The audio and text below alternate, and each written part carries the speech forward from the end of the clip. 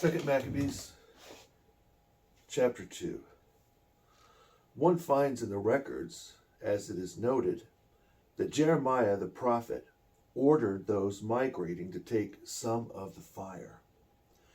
The prophet also gave the law to those migrating and commanded them not to forget the Lord's ordinances, nor to be led astray in their thoughts when they happened to see the gold and silver statues and their adornment. He also spoke other such words and urged them not to depart from the law in their hearts. It was also written that the prophet received an oracle and ordered that the tabernacle and the ark should accompany him when he went to the mountain where Moses had gone up and had seen the inheritance of God.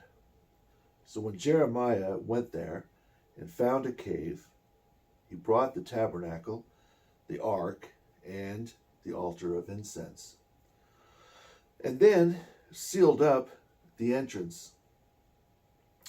Some who followed him came to mark the way, but they were unable to find it. Now when Jeremiah learned of this, he rebuked them and said, "The place shall be unknown until God gathers his people again and shows his mercy. Then the Lord will disclose these things, and the glory of the Lord and the cloud will be seen." And they were shown to Moses, as they were shown to Moses, and as Solomon deemed it worthy that the place should be specially consecrated.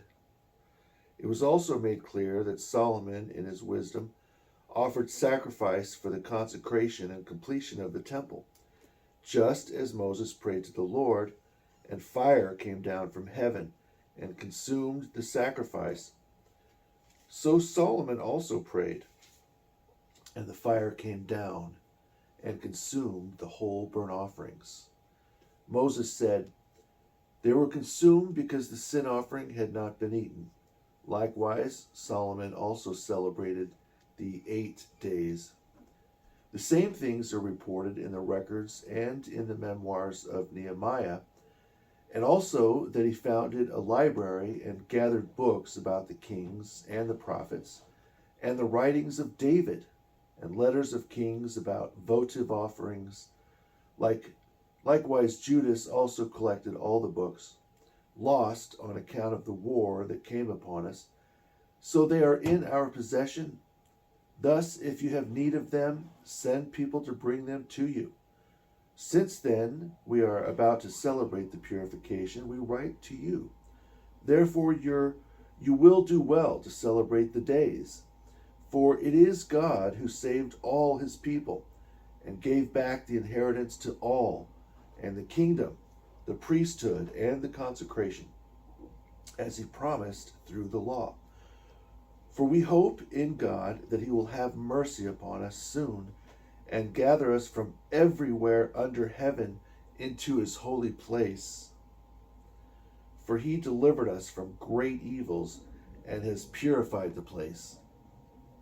Now the account of Judas Maccabeus and his brothers, the purification of the great temple, and the consecration of the altar, and moreover the wars against Antiochus Epiphanes and his son Eupator, and the interventions that came from heaven to those who behaved courageously on behalf of Judaism, who, although few in number, plundered the whole country and pursued the barbarian multitudes and recovered control of the temple, famous throughout the world, freed the city and restored the laws that were about to be dissolved, while the Lord with great goodness was merciful to them.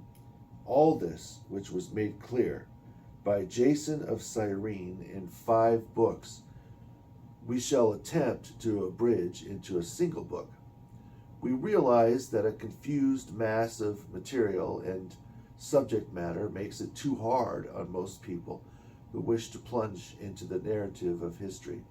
Thus we have aimed to help those who wish to read with delight, to make it easy for those who are inclined to memorize, and to appeal to those who read for profit.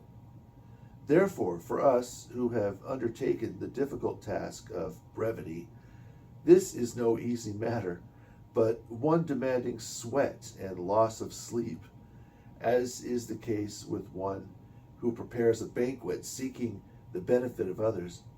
All the same, for the sake of the gratitude of many, we will gladly endure the uncomfortable toil, leaving the intricate examination of exact details to the compiler, while devoting our labor to arriving at the outlines of the abridgment.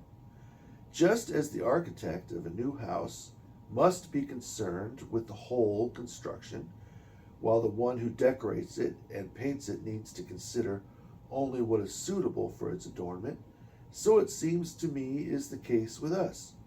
It is fitting for the originator of a history to enter into a thorough discussion of words and be inquisitive about every detail.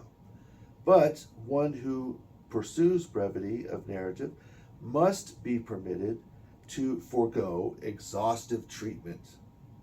Therefore, from here on, let us begin our narrative, adding only so much to what has already been said, for it is foolish to lengthen the preface of a history, but cut short the history itself.